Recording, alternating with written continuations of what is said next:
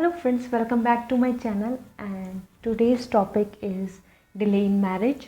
So क्या क्या reason है जिनकी वजह से आपकी मैरिज डिले हो रही है या कि आप अगर ट्राई कर रहे हैं तो वहाँ से आपको सेटिस्फैक्टरी रिजल्ट नहीं मिल रहा है और वो टूट जाती है, तो उसके क्या रीज़न हो सकते हैं। तो आज वो हम जानेंगे with this tarot cards and with the angels guidance. So मैं स्टार्ट करती हूँ। यहाँ पर मैं आपको बता दूँ कि बहुत बार ऐसा होता है कि हमारे जो एनर्जी होती है, जो हमारे थॉट प्रोसेस होता है या फिर जो हमारी यूनिवर्स की एनर्जी होती है जो हमसे कनेक्ट होती है, उसमें कुछ ना कुछ प्रॉब्लम्स होती हैं। इस वजह से हमारी जो मैरिज होती है, जो हमारी एक पार्टनरशिप है अपने पार्टनर के साथ, वो भी डिले होती जाती है। तो हम उसी चीज़ को जानेंगे कि आपकी कौन सी एनर्जी है जो ब्लॉक हो रही है और उसमें क्या रीज़न्स हैं और किस वजह से वो ऐसी हुई है। So let's start. सो मैं यहाँ पर 3 पाइल रेडी करूँगी और आप उनमें से कोई भी पाइल चूज़ कर सकते हैं और उसके बाद मैं 1 बाय 1 एक एक पाइल का रीडिंग एक्सप्लेन करूँगी। So before going to the reading I want to request you, अगर आपको प्राइवेट रीडिंग्स में इंटरेस्ट है, अगर आप मुझसे प्राइवेट रीडिंग कराना चाहते हैं या आप डेली गाइडेंस लेना चाहते हैं जो मैं इंस्टा पे डेली आपके लिए पोस्ट करती हूँ, तो आप मुझे इंस्टा पे फॉलो कर सकते हैं। मेरा इंस्टा आईडी स्क्रीन पे अवेलेबल है। So without wasting time let's get into the reading. So सबसे पहले मैं स्टार्ट करूँगी विद टैरो। सो हम इन कार्ड्स को इधर रख देते हैं।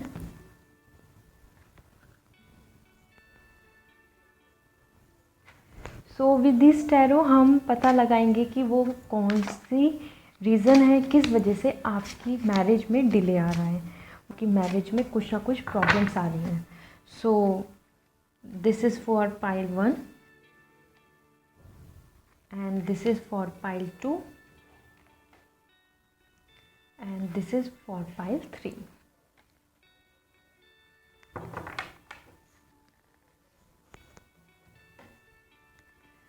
ओके, सो फ्रेंड्स, अब हम ये जो हमारे जो पाइल हम क्रिएट कर रहे हैं, इनके बाद मैं एंजल गाइडेंस से हम ये जानेंगे कि आपके लिए उनका मैसेज क्या है, कि आप क्या करें, क्या रेमेडी है, क्या आपको करने से आपकी जो डिले हो रही है मैरिज, उसमें आपको प्रॉब्लम्स आपकी ख़त्म हो जाएंगी, वो जो बैरियर आ रहा है वो ख़त्म हो जाएगा और आपको क्या करना चाहिए, उसके लिए डायरेक्शन क्या चाहिए। सो एंजल्स आपको बताएंगे कि आपको किस डायरेक्शन में जाना है, क्या करना है बेसिकली, कि अब ये नेक्स्ट स्टेप आपका क्या होना चाहिए। सो उसके लिए भी हम देख लेते हैं। So this is for pile 1, this is for pile 2 and this is for pile 3.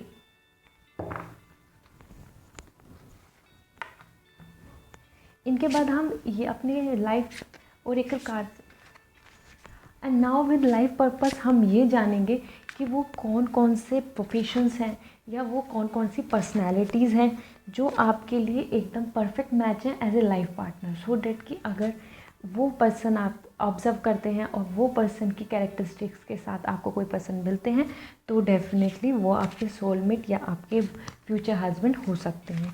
सो हम वो जानेंगे। So for pile 1, for pile 2 and for pile 3. So here we are ready with the piles.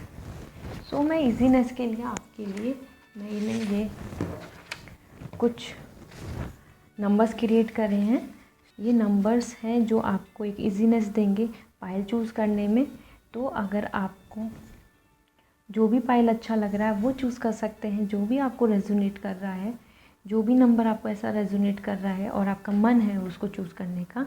तो this is pile 1 and this is pile 2 जिसका number है 7 and this is pile 3 जिनका number है 9। तो आप इन तीनों में से कोई भी नंबर चूज़ कर सकते हैं। आप थोड़ा सा पॉज भी ले सकते हैं, मैं इनके लिए आपके लिए वेट कर सकती हूँ और आप चूज़ कर लीजिए 1, 7 और 9, आप कोई भी चूज़ कर सकते हैं। फिर हम रीडिंग स्टार्ट करेंगे और फ्रेंड्स मैंने ऑलरेडी डिस्क्रिप्शन में टाइम स्टैम्प लगा दिया है, तो आप डायरेक्टली अपनी रीडिंग में जाके एंजॉय कर सकते हैं। और now I will move forward for the first reading. तो मैं रीडिंग स्टार्ट करूँगी पाइल 1 की। सो फ्रेंड्स, पाइल 1 से हम स्टार्ट करते हैं और देखते हैं कि आपकी मैरिज में जो भी डिले आ रहा है वो किस वजह से आ रहा है और आप किस वजह से परेशान हैं। सो सबसे पहले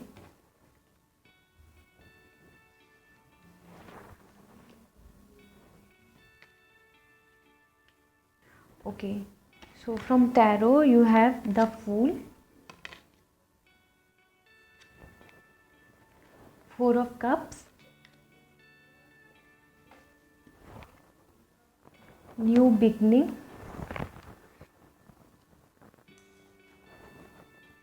and speaker।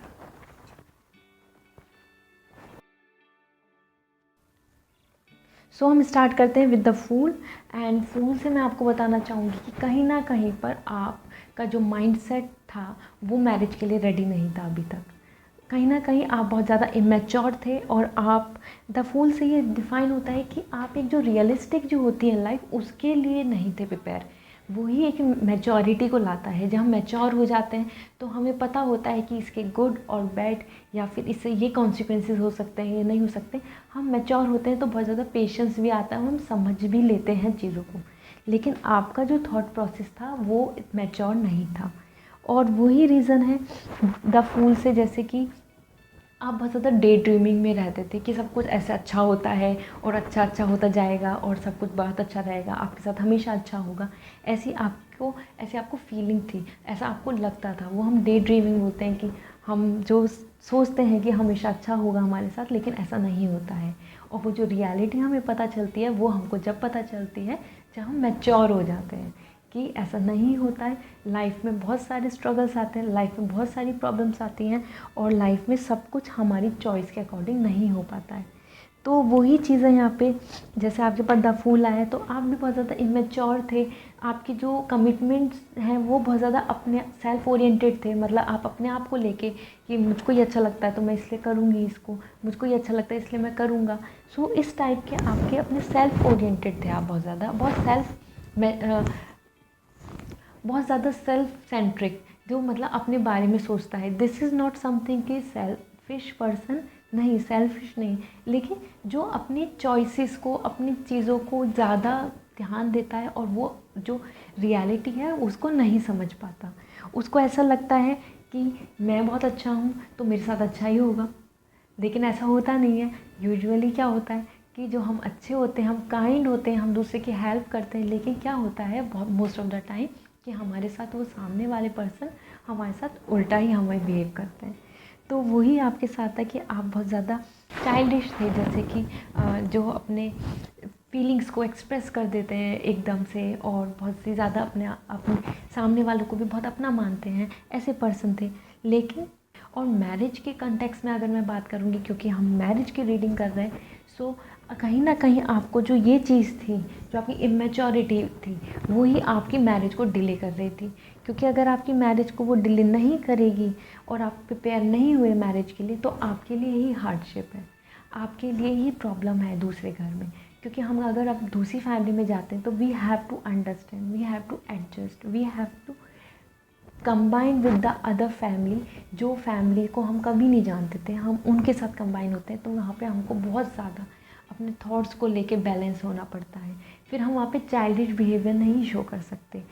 साथ में जैसे आपके पास 4 ऑफ कप आया है, तो आपकी जो एनर्जी है, वाटर एनर्जी जो है, इमोशंस जो हैं आपके, जैसे फूल में भी आपके इमोशंस दिख रहे हैं, वही चीज़ आपके 4 ऑफ कप्स में कि वाटर एनर्जी बहुत इम्बैलेंस है।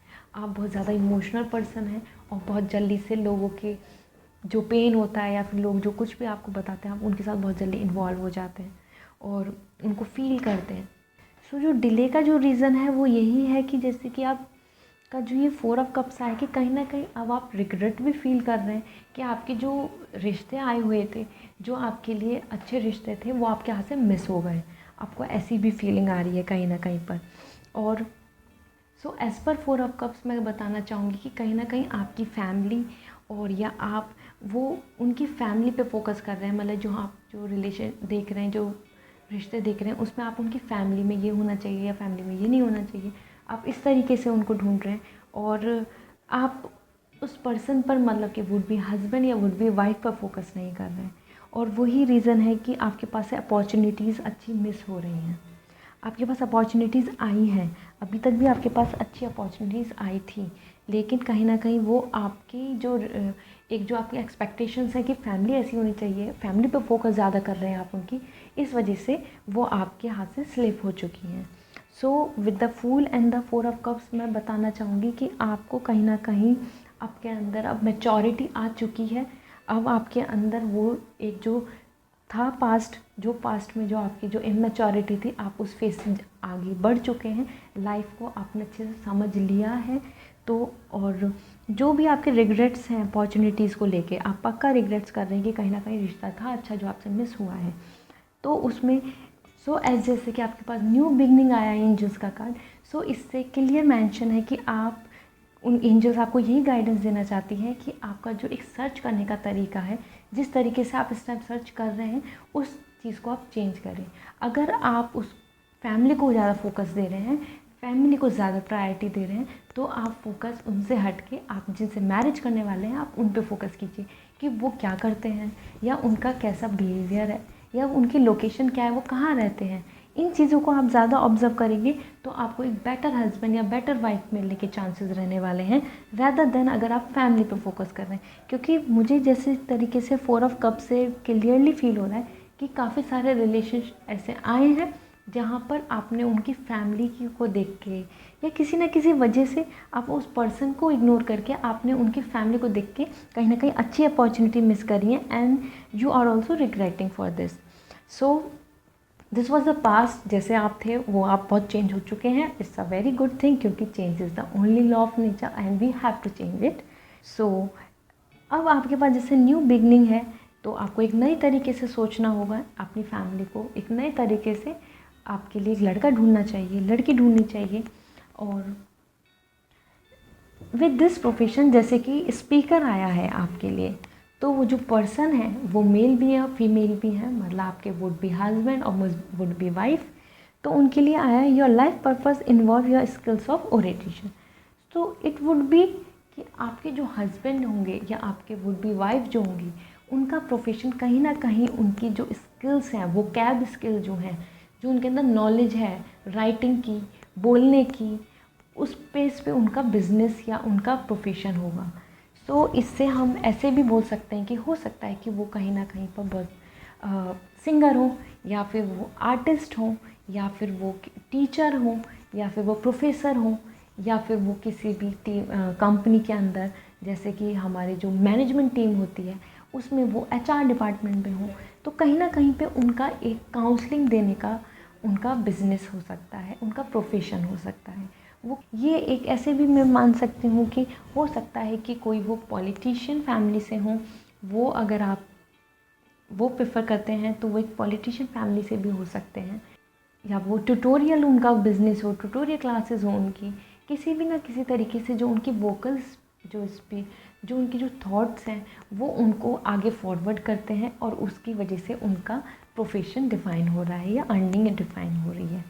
सो this is for you pile 1, जिन्होंने भी नंबर 1 चूज़ किया था। आई होप आपको ये रेजोनेट करी होगी रीडिंग।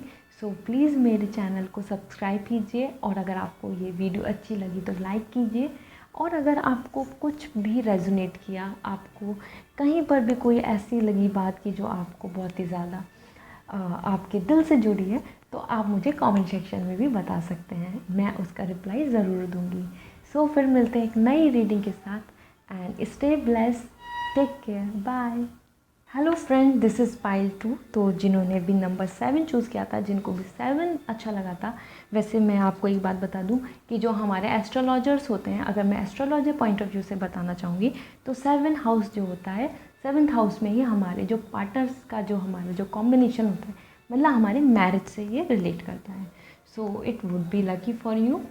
सो स्टार्ट करते हैं।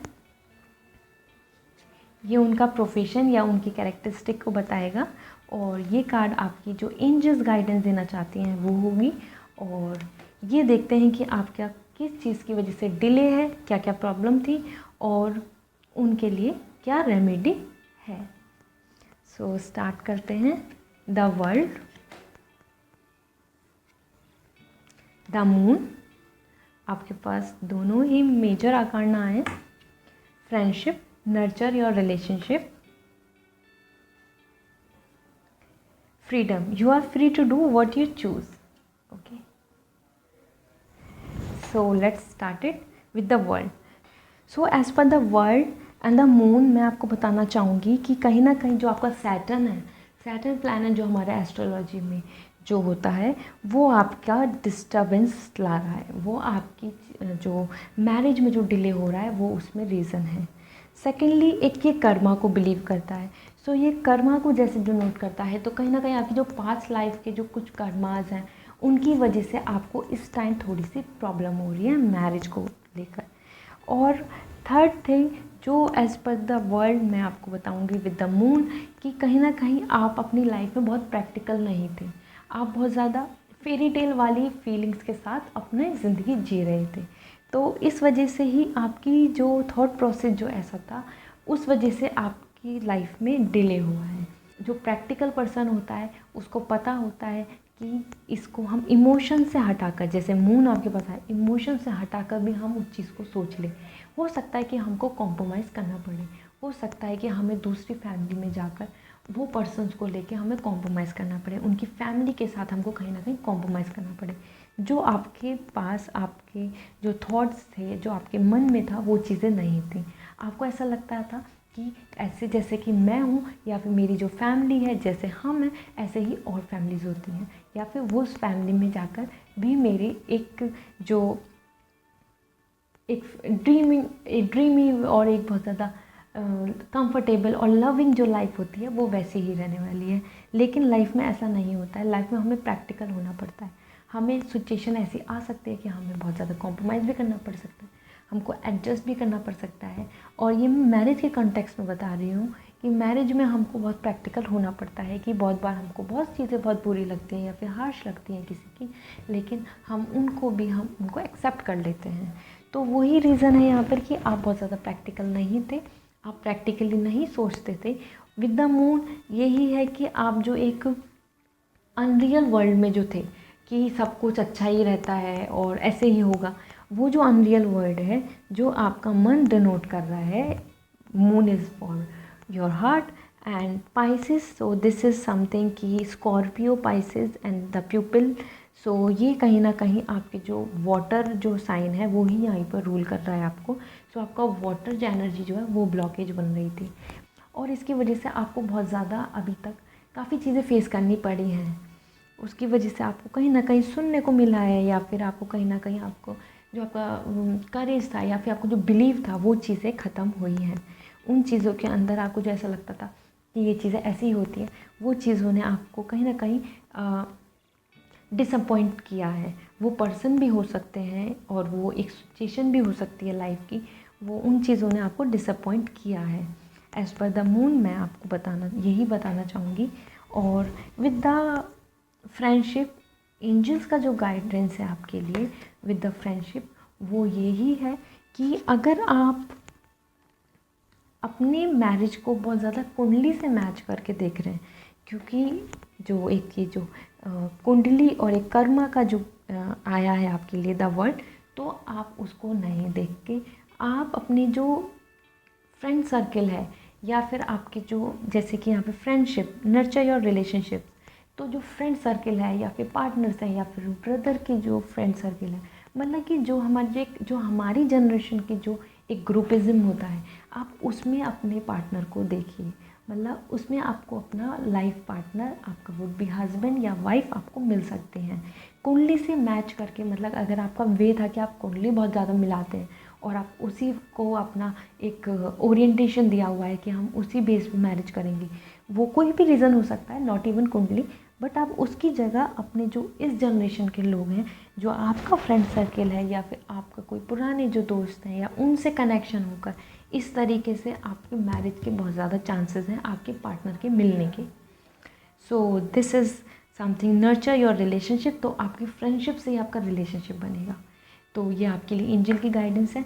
और साथ में मैं देखती हूँ कि आपके लिए जो उनके भी प्रोफेशन हो सकते हैं और उनकी कैरेक्टरिस्टिक्स कैसी होंगी, उनका बिहेवियर क्या होगा। Freedom, you are free to do what you choose. तो यहाँ पर जो आपके लिए जो फ्रीडम आया है, तो ये है कार्ड कि उनकी लाइफ में हो सकता है कि वो उनका जो जॉब प्रोफाइल हो, उनकी जॉब प्रोफाइल बहुत ही ज़्यादा फ्रीडम वाली होगी। इससे मैं बताऊंगी कि उनका अपना ओन बिज़नेस होगा। ओन बिज़नेस वाले जो पर्सन होते हैं, जिनका कोई जॉब नहीं करते हैं, किसी और के अंडर वर्क नहीं करते हैं, वो इस टाइप के पर्सन हो सकते हैं। उनका अपना बिज़नेस होगा, इसलिए उनके पास फ्रीडम रहने वाली है। You are free to do what you choose. तो he is free also, she is free also, और कहीं ना कहीं वो बहुत ज़्यादा रिच भी होंगे। तो फाइनेंशियली बहुत ज़्यादा स्ट्रॉन्ग होने वाले हैं वो पर्सन, और उनकी जो चॉइसेस हैं वो उसके अकॉर्डिंग ही अपने काम करते हैं। साथ में वो बहुत ज़्यादा ट्रैवलिंग को लेके बहुत ज़्यादा ऑब्सेस होंगे। They like travelling a lot, और उनका जो फ्रीडम से जिस तरीके से आया है, ये कोई ना कोई ऐसा जॉब प्रोफाइल भी हो सकता है कि जिससे कि उनको इधर उधर जाना पड़ता है। मतलब कि उनको वो they are not stick to one place कि 9 to 5 और उनको एक ऑफिस जाना है। हो सकता है कि उनको वो एक एरिया मैनेजर होते हैं जैसे, या फिर हम मतलब कहीं ना कहीं पे जो मैनेजर होते हैं वो अलग अलग जगह पर मीटिंग देने जाते हैं, प्रेजेंटेशन देने जाते हैं। तो वो इस टाइप से उनका जो वर्क प्रोफाइल है वो इस टाइप की हो सकती है। और वो बहुत ही ज़्यादा स्पिरिचुअल भी होंगे, मतलब कहीं ना कहीं वो प्लैनेट, स्टार और नेचर के साथ कनेक्ट होंगे। इस टाइप के वो पर्सन हो सकते हैं। सो आई होप फ्रेंड्स आपको ये रीडिंग अच्छी लगी होगी और आपको काफ़ी गाइडेंस मिली भी होगी इससे। और अगर आपको ये वीडियो अच्छी लगी तो प्लीज़ मेरी वीडियो को लाइक कीजिए और इस चैनल को सब्सक्राइब कीजिए, जिससे कि आपको और गाइडेंस मिलती रहे। और साथ में अगर आपको कुछ भी सरप्राइजिंग लगा, कुछ भी नया लगा, तो आप मुझे कमेंट सेक्शन में बता सकते हैं, मैं उसका रिप्लाई ज़रूर दूंगी। और फिर मिलते हैं एक नई गाइडेंस के साथ, एक नए क्वेश्चन के साथ। Till then take care, bye. Hi friends, so this is pile 3, मतलब जिन्होंने भी 9 नंबर चूज़ किया था उनके लिए उनके कार्ड्स क्या कहते हैं। जो उनका डिले हो रहा है मैरिज, वो किस रीज़न से हो रहा है, और वो क्या रेमेडीज़ हैं, किस तरीके से अपने मैरिज को एक सक्सेसफुल मैरिज बना सकते हैं। सो this is a card for profession and behaviour, and उनकी जो कुछ ना कुछ उनकी क्वालिटीज़ पता चलेंगी। और इसमें मैं आपको बताऊंगी एंजल गाइडेंस, जो एंजल्स आपको गाइडेंस दे रही हैं। और these cards will show you कि आपको क्या प्रॉब्लम थी, वो डिले क्या रीज़न रहा है। So as per 2 of cups, जो आपको डिले हो रहा था उसका रीज़न कहीं ना कहीं ये हो सकता है कि आप एक ऐसे पर्सन हैं जो आप सेल्फ इंडिपेंडेंट नहीं है। इंडिपेंडेंट नहीं है इससे यहाँ पर कोई फाइनेंस को लेके नहीं है, लेकिन कहीं ना कहीं आप हमेशा किसी और पर्सन के साथ इन्वॉल्व होकर कुछ भी काम करने के लिए रेडी रहते हैं। मतलब कि जैसे पार्टनरशिप का कार्ड है, तो आपको बहुत अकेला रहना नहीं अच्छा लगता, आप सबके साथ इन्वॉल्व होकर रहना अच्छा लगता है। कहीं ना कहीं आप अपने खुशियों को और सब में ढूंढते हैं, और बहुत ही ज़्यादा सेल्फ लव को आप प्रायोरिटी नहीं देकर और लोग किस चीज़ से खुश हैं आप उस पर बिलीव करते हैं। तो जो और लोगों को जो खुश करने की चीज़ें होती हैं आप वो करते हैं, और आप इन्वॉल्व भी उनके साथ होना चाहते हैं कि अगर आपको कहीं आना जाना है, या फिर आपको कहीं शॉपिंग भी जाना है, या आपको कुछ भी करना है, तो आप किसी के साथ जाना चाहेंगे। और या फिर किसी इंटरव्यू के लिए जाना है, या फिर कोई ट्रैवलिंग हो गई, तो आप चाहते हैं कि आप किसी और के साथ जाएं। मतलब कहीं ना कहीं आप अकेले you don't prefer to go. So this is a reason of delaying of your marriage. Somewhere you are ignoring your self love. Somewhere आप अपने आप को खो रहे हैं, और वही रीज़न था कि उसकी वजह से आपकी डिले हो रही थी मैरिज। द एम्प्रेस का जैसे कार्ड है, तो you are very kind, loving and beautiful. और अगर आप मैन हैं तो आप बहुत ही ज़्यादा एक जो चार्मिंग जो पर्सन होते हैं उस टाइप के आप पर्सन हैं। लेकिन जैसे कि 2 of cups and 3 of empress है, तो आपको अपनी एक सोलो, अपनी एक इम्पोर्टेंस बनानी होगी। और वही रीज़न था जो आपकी मैरिज डिले हो रही थी, क्योंकि अब आपने वो सीख लिया है। अब आप एक 3rd ऑफ एम्प्रेस से जैसे कि पता चल रहा है कि अब आप अपने आप में इंडिपेंडेंट पर्सन बन रहे हैं। वो आप थॉट्स को लेके भी बन रहे हैं, फाइनेंस को लेके भी बन रहे हैं, और अपनी चॉइसेस को लेके भी। तो मतलब कि जैसे कि आप पहले पास्ट में बहुत ज़्यादा अपने हर चीज़ दूसरों के साथ इन्वॉल्व करके चलते थे, और दूसरों के हैप्पीनेस पे आपकी हैप्पीनेस डिपेंड करती थी। अब आपने वो चीज़ें जान ली हैं, अब आपको वो चीज़ें समझ में आ गई हैं कि विदाउट सेल्फ लव आप किसी और को भी लव नहीं कर सकते हैं।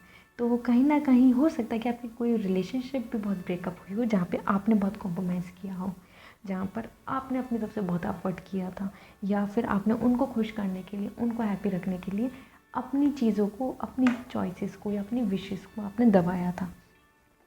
तो इससे अब आप, जैसे ये पास्ट में था, now you are ready, now you are empress. Empress एक क्वीन की तरह होती है जो बहुत ही ज़्यादा फर्टाइल होती है, और वीनस साइन आया है आपके पास, तो जो वीनस प्लैनेट है वो अब आपको सपोर्ट करेगा, अब आपको वो रूल करेगा।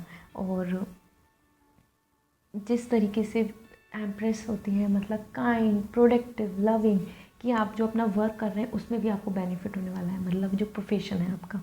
सो कहीं ना कहीं ये करियर को लेके भी है। आप किसी और पर डिपेंड मत होइए, अब वही आपके कार्ड को आ रहा है कि अब आपको अपनी चीज़ें करनी है, और आपको रिलेशनशिप, आपके लिए रिश्ते रेडी हैं, आपके लिए आ जाएंगे। आपको अपने लिए एक self care, self love, self decisions लेने वाला बनना होगा, जो आप काफ़ी ज़्यादा रेडी हैं अपनी चीज़ों को लेके। So with empress, now you are ready, now you can go solo. तो अब आपको बहुत इंडिपेंडेंसी भी है, कहीं ना कहीं आपको बहुत फ्रीडम मिली है जो आपको पहले नहीं थी। कहीं ना कहीं आप पहले, मतलब ट्वाइस यू थिंक कि आप जाएं या ना जाएं, कौन कौन होगा आपके साथ, ऐसे ऐसे आप सोचने वाले पर्सन थे। क्वाइट इंट्रोवर्ट भी हो सकते हैं कि बहुत जल्दी से लोगों में नहीं मिलने वाले पर्सन थे, इसलिए आप दूसरों के साथ चलना चाहते थे, एक ग्रुप को। लेकिन अब आप अकेले एक इंडिपेंडेंट पर्सन बन चुके हैं, एक पर्सनैलिटी है जो बहुत ही ज़्यादा चार्मिंग, ब्यूटीफुल है, और बहुत ही ज़्यादा मेस्मराइजिंग है कि लोग आपको अप्रोच करना चाहते हैं। इस टाइप की आपकी एक पर्सनैलिटी बन चुकी है। और एज़ पर द एंजल्स जो आपकी गाइडेंस आई है आपके लिए, वो है face your fears. So this is the same thing कि आपको कहीं ना कहीं बहुत मोटिवेशन चाहिए, कहीं ना कहीं आपको अपना मोटिवेशन रखना होगा, इंस्पायर होना होगा अपने आप को लेके कि yes I am eligible and I am ready. So उस चीज़ में क्या होगा कि आप अपने आप में सेल्फ सफिशिएंट बनेंगे, आप फिनेंशियली सेल्फ सफिशिएंट बनेंगे, आपको मनी को लेकर किसी और पे डिपेंडेंसी नहीं होगी, आपको इमोशंस को लेके किसी पे डिपेंडेंसी नहीं होगी, आपकी अपनी चीज़ें आप कर सकते हैं खुद। इस टाइप के जैसे ही आप पर्सन बन रहे हैं, जिस तरीके से आपका कार्ड आया है, सो आपको अपने फियर्स जो है, आपका डर जो है कि आप अकेले नहीं कर सकते कुछ चीज़ें, या फिर आप अकेले चीज़ों को नहीं संभाल पाएंगे, वो चीज़ें आपको हटा देनी चाहिए। और face your fears, release the power of fear. जैसे आप अपने अंदर से डर निकालेंगे, ये जो सारे जो आपके पास जो प्लैनेट शो हो रहे हैं यहाँ पर, वो सब जैसे मैंने बताया वीनस आपको सपोर्ट करेगा, तो आपके वो कनेक्ट होने लगेंगे, और आपके पास रिलेशनशिप भी आने लगेंगे। आपके पास जो पार्टनर्स हैं, या फिर जो भी आपको एज ए वाइफ देखना चाहते हैं, वो आपको खुद आपको अप्रोच करने वाले हैं, वो आपको खुद अप्रोच करेंगे। अगर आपने अपने अंदर से एक डर निकाल दिया और अपनी पर्सनैलिटी को एकदम ब्राइटन कर दिया कि आप ये हैं और आप अपने अंदर ही खुश हैं। कहीं ना कहीं हम अपनी फियर्स को दबा लेते हैं, और उसकी वजह से लोग सोचते हैं कि ये एक स्ट्रॉन्ग पर्सनैलिटी नहीं है, या फिर ये बहुत ही ज़्यादा अट्रैक्टिव पर्सनैलिटी नहीं है, जो चीज़ अब ख़त्म हो जाएगी। और एज़ पर द क्रिस्टल्स, जैसे कि उनके जो प्रोफेशंस को या उनके बिहेवियर को शो कर रहा है, your connection to crystals and gemstone is a channel for healing energy. So यहाँ पर यह है कि या तो वो बहुत ज़्यादा स्पिरिचुअल तो होंगे वो पर्सन, जो भी आपके वुड बी हस्बैंड और वाइफ बनेंगे, वो स्पिरिचुअल होंगे, वो प्लैनेट्स, स्टार्स सब में बिलीव करने वाले पर्सन होंगे, वो कहीं ना कहीं भगवान को मानते होंगे और उनको पूजा भी करते होंगे, मतलब डिवोशन होगा उनके अंदर। साथ में जो उनका प्रोफेशन होगा, वो हो सकता है कि इससे ही रिलेटेड हो सकता है कि वो कहीं ना कहीं एस्ट्रोलॉजर भी हो सकते हैं, वो गाइडेंस देते होंगे। क्रिस्टल से यहाँ पे मैं बताना चाहूँगी कि जो उनका प्रोफेशन होगा वो बहुत ही ज़्यादा हीलिंग प्रोसेस वाला होगा। यहाँ पर क्रिस्टल से उनका क्रिस्टल का भी बिजनेस हो सकता है, डायरेक्टली जो डिफाइन कर रहा है, साथ में उनका हीलिंग का होगा। वो डॉक्टर भी हो सकते हैं, वो नर्स भी हो सकते हैं, वो कोई भी ऐसा वर्क जहाँ पे हीलिंग हो रही है, जहाँ से लोगों को कोई ना कोई पॉजिटिव एनर्जी मिल रही है, वो प्रोफेशन होगा। हो सकता है वो वेटनरी डॉक्टर हो, मतलब कहीं ना कहीं वो लोगों को हेल्प कर रहे हैं, उनको हील कर रहे हैं। वो बीमार हैं या फिर वो मेंटली बीमार हैं, वो किसी भी तरीके से उनको हील कर रहे हैं। As channel for healing energy यहाँ शो हो रहा है। तो वही बात है कि हो सकता है कि वो कहीं ना कहीं पर ट्रेनिंग देने वाले पर्सन हो। अगर वो ट्रेनिंग देंगे तो उससे लोगों को बहुत ही ज़्यादा हेल्प हो रही है, कहीं ना कहीं उनको लर्निंग प्रोसेस मिल रहा है। तो एज ए जेमस्टोन एंड बहुत ही ज़्यादा कलरफुल कार्ड है ये और हीलिंग एनर्जी के लिए है। तो वो कहीं ना कहीं पर्सन्स को हील करते हैं, उनको प्रॉब्लम, पेन, उनको इमोशनल पेन हो गया, उनकी बॉडी में पेन हो गया, उन सब चीज़ों को रिमूव करने में उनका प्रोफेशन होगा। और वो बहुत ज़्यादा कलरफुल पर्सन होंगे, मतलब कि दे आर वेरी जॉयफुल और जॉली नेचर वाले पर्सन हो सकते हैं वो। और वो अपनी जो आसपास भी उनके बहुत हाइजीन और क्लीनिंग होगी, और वो बहुत ही ज़्यादा सोफिस्टिकेटेड होंगे, और एक वेल पर्सनालिटी होगी, वेल बिहेव पर्सन होंगे, बहुत ही जेंटल बात करने वाले पर्सन होंगे। इस तरीके से उनकी वॉइस का लो टोन हो सकता है, लेकिन जो उनके जो वर्ड्स होंगे वो बहुत ही ज़्यादा एम्पैथी वाले होंगे, मतलब कि बहुत ही ज़्यादा रेस्पेक्टफुल वाले वर्ड्स यूज़ करते होंगे।